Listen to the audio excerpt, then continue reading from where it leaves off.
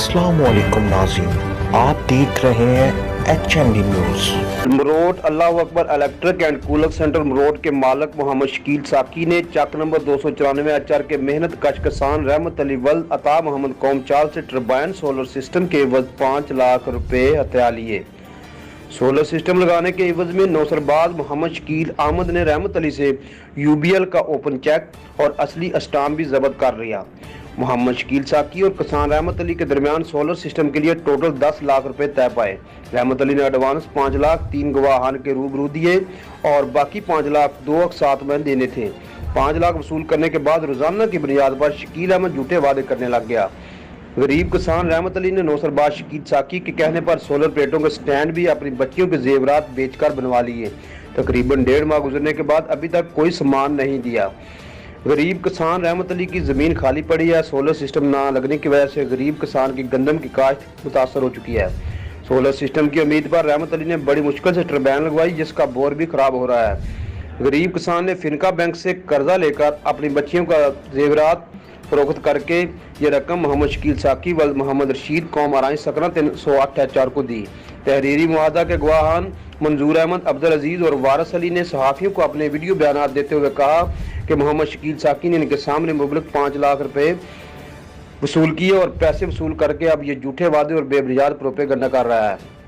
Turbine solar system न लगने के बाद रहमत अली ने मुसम्मी मोहम्मद शकील साकी से रकम वापसी का मुतालबा किया तो उसने संगीन नताइज की धमकियां देना शुरू कर दी। रहमत अली ने इंसाफ के असूल के लिए थाना मरोट में दरखास्त गुजारी है। रहमत अली ने वज़ीर आला Punjab, IG Punjab, additional IG RPO Bahawalpur, DPO Bahawalnagar और DSP फौराबाद से अपील की है कि नौसरबाज मोहम्मद शकील साकी के खिलाफ कानूनी कार्रवाई करके इनकी जमा पूंजी की रकम वापस करवाकर मुलजम को कैफरे किरदार तक पहुंचाया जाए। जी अस्सलाम वालेकुम। वालेकुम सलाम। हाँ जी चाचा जी, की नाम तेरा? रहमत अली जी, ਕਿਹੜਾ ਚੱਕ 294 HR ਜੀ, ਕੌਮ ਕਿਹੜੀ ਹੈ? ਚਾਹਲ ਜੀ। ਕੀ ਮਾਮਲਾ ਤੇਰਾ? ਸਾਡਾ ਮਾਮਲਾ ਹੈ ਜੀ, ਅਸੀਂ ਵਾਰਸ ਨੂੰ ਲੈ ਕੇ ਸ਼ਕੀਲ ਮਰੋਟ ਰਹਿੰਦਾ ਜੀ, 308 ਚੱਕ ਉਹਦਾ ਪਿੰਡ ਹੈ ਜੀ। ਅੱਛਾ ਜੀ। ਵਾਰਸ ਦਾ ਵੀ ਪਿੰਡ 8 ਚੱਕ ਕੇ, ਤੇ ਮੈਨੂੰ ਕਿਹਾ ਜੀ ਸ਼ਕੀਲ ਬੰਦੇ ਕਿਹੋ ਜਿਹੇ ਸਾਡੇ ਬਹੁਤ ਅੱਛੇ ਬੰਦੇ ਨੇ, ਸੋਲਰ ਲਾਉਂਦੇ ਨੇ। ਤੇ ਮੈਂ ਉਹਨੂੰ ਕਿਹਾ ਜੀ ਆਪਾਂ ਸੋਲਰ ਲਵਾਉਣਾ। ਉਹਨੇ ਆਖਿਆ ਜੀ ਆ ਚੱਲੀ। ਅਸੀਂ ਸ਼ਕੀਲ ਕੋਲ ਆਏ, ਗੱਲਬਾਤ ਸਾਡੀ ਹੋਈ ਹੈ ਜੀ। ਸਾਡੀ 10,39,000 ਦੀ ਗੱਲ ਮੁੱਕ ਗਈ। 39,000 ਨੂੰ ਸਾਨੂੰ ਲੈਸ ਕਰ ਦਿੱਤਾ ਹੈ। ਤੋਂ ਆਂਦਾ ਸੀ ਵੀ ਤੇਰੇ ਕੋਲ ਅਸੀਂ ਚੈੱਕ ਵੀ ਓਪਨ ਲੈਣਾ ਹੈ, ਸਟਾਂਪ ਵੀ ਲੈਣਾ ਹੈ, ਜਿਹੜਾ ਬਕਾਇਆ ਪੈਸੇ ਰਹਿ ਗਏ ਤੇ ਉਹਨਾਂ ਦੇ। ਮੈਂ ਕਿਹਾ ਜੀ ਯਾਨੀ ਕਿ ਤੁਹਾਡੀ 10 ਲੱਖ ਚ ਗੱਲ ਉਹਦੇ ਨਾਲ ਹੋਈ? ਹਾਂਜੀ। ਤੇ ਤੁਸੀਂ ਪੈਸੇ ਅਰਜੈਂਟ ਕਿੰਨੇ ਦਿੱਤੇ? ਅਰਜੈਂਟ ਅਸੀਂ ਦਿੱਤਾ ਜੀ 2 ਲੱਖ ਇੱਕ ਦਫਾ, 3 ਲੱਖ ਇੱਕ ਦਫਾ ਜੀ। ਉਹਦੇ ਕੋਈ ਗਵਾਹ ਹੈਗੇ ਤੁਹਾਡੇ ਕੋਲ? ਜੀ ਬਿਲਕੁਲ ਗਵਾਹ ਜੀ। ਕੌਣ ਕੌਣ ਨੇ? ਆਪਣਾ ਮੁਹੰਮਦ ਵਾਰਿਸ 2 ਲੱਖ ਦਾ ਗਵਾਹ ਹੈ ਜੀ। ਅੱਛਾ ਜੀ। ਤੇ ਮਨਜ਼ੂਰ ਅਹਿਮਦ ਤੇ ਅਬਦੁਲ ਅਜ਼ੀਜ਼ ਇਹ 2-3 ਲੱਖ ਦੇ ਗਵਾਹ ਜੀ। ਨਾਲ ਵਾਰਿਸ ਵੀ ਹੈ ਜਿਹਨੂੰ 3 ਲੱਖ ਰੁਪਏ ਸਟਾਂਪ ਵੀ ਕੀਤਾ ਜੀ। ਅਸੀਂ ਇਹਨਾਂ ਨੂੰ ਪੈਸੇ 5 ਲੱਖ ਰੁਪਈਆ ਪੂਰਾ ਕਰਕੇ ਗਿਣਾ ਕੇ 2 ਦਫਾ। ਤੇ ਹੁਣ ਸਾਡੇ ਨਾਲ ਫਰਾਡ ਝੂਠ ਮਾਰ ਰੱਖਿਆ ਜੀ। ਪਲੇਟਾਂ ਆ ਜਾ ਰਹੀ ਨੇ, ਸੁਬਾਹ ਰਹੀਆਂ ਨਹੀਂ। ਇਸੇ ਤਰ੍ਹਾਂ ਜੀ ਸਾਡੇ 15 ਦਿਨ ਲਗਾ ਦਿੱਤੇ ਜੀ।